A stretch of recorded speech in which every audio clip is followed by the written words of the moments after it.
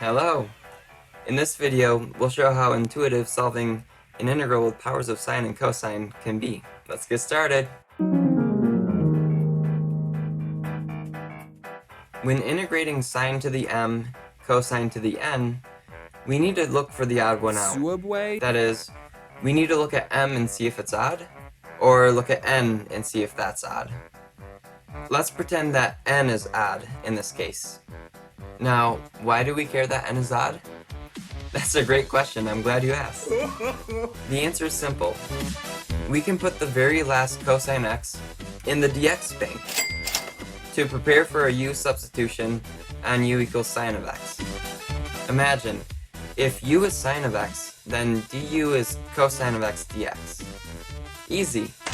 But what about the remaining cosines? Another great question. We know how to translate those cosines into the language of sine. You see, cosine squared x equals 1 minus sine squared of x. So we can actually take any even power of cosine and translate it into the language of sine instead. Now, let's put this technique into action with an example. To compute the integral of sine to the 6x cosine to the 5x dx, we first look for the odd one out. Sooubway? In this case, 6 is even, but 5 is odd.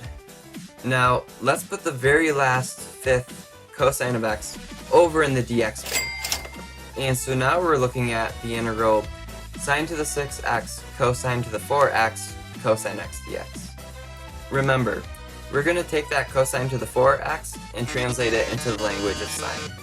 And so we write cosine to the 4x equals, well, cosine squared squared, which that cosine squared on the inside we can translate. And so we get 1 minus sine squared squared. Finally, we actually do our u sub on sine of x, though be prepared to FOIL and distribute.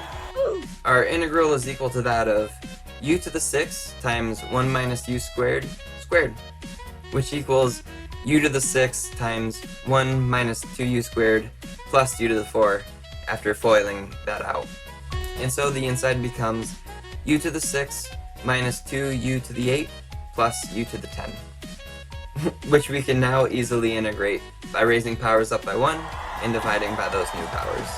So you see, the answer simply becomes sine to the 7 over 7 minus 2 sine to the 9 over 9 plus sine to the 11 over 11.